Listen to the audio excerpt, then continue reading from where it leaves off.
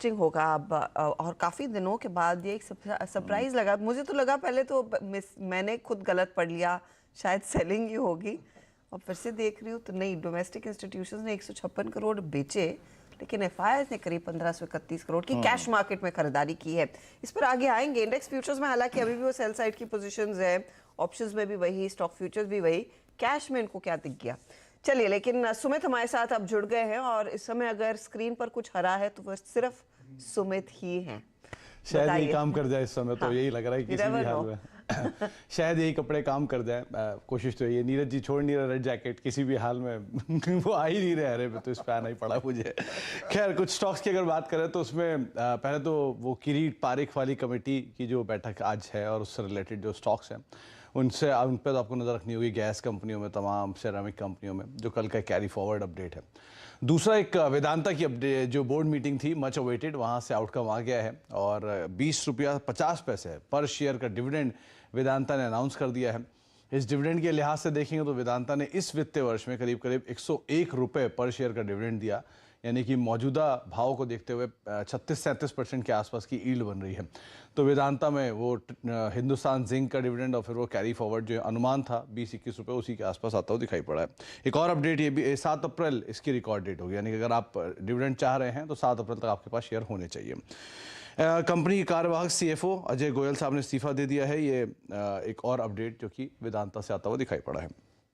SML इसूजू, जहाँ पे company ने अपने प्रोडक्ट्स के दाम बढ़ाए हैं, इन्होंने गाड़ियों के दाम 4 से लेकर 6% तक बढ़ा दिए हैं, और ट्रक्स के दाम जो है 4% और बसेस के दाम करीब 6% के आसपास बढ़ाए हैं। तो ये प्राइस हाइक अच्छा ट्रिगर है, इसलिए कामकाज करेगा।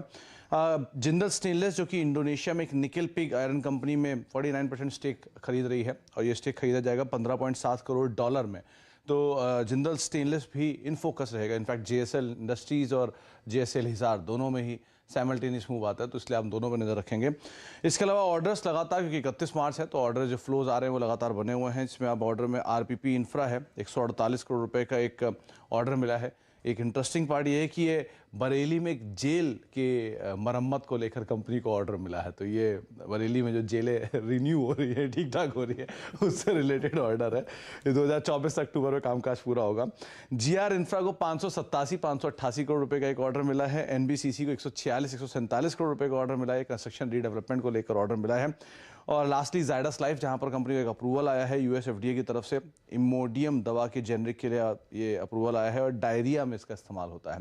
तो ये कुछ अपडेट्स, कुछ स्टॉक्स, इनके ऊपर आप फोकस करेंगे।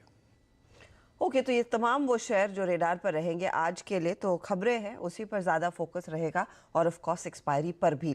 लेकिन कल आपको याद होगा, हम आपको बता रहे थे कि कल शाम को दरअसल वो पासिंग आउट परेड होने वाली थी पहले बैच की अग्निवीरों की, जो इंडियन नेवी का हिस्सा बनते हुए दिखाई देंगे, जिसमें INS चिल्का पर दरअसल ये पासिंग आउट परेड हुई। और ऑफ कोर्स वहाँ पर एडमिरल हरि कुमार, जो चीफ ऑफ नेवल स्टाफ है, वो भी मौजूद थे। तो वो इनफैक्ट अग्निवीरों की तस्वीरें आपकी स्क्रीन पर आ जाएगी।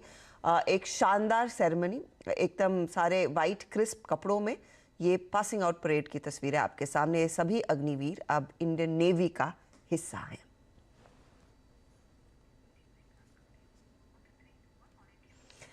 चलिए, इसी मोड पर हम लेंगे एक छोटा ब्रेक, लेकिन कमोडिटी मार्केट के संकेत कैसे बन रहे हैं, खासतौर से कच्चा तेल हर टिक के साथ ऊपर ही जा रहा है। आज के लिए ट्रेड क्या हो, उस पर राय।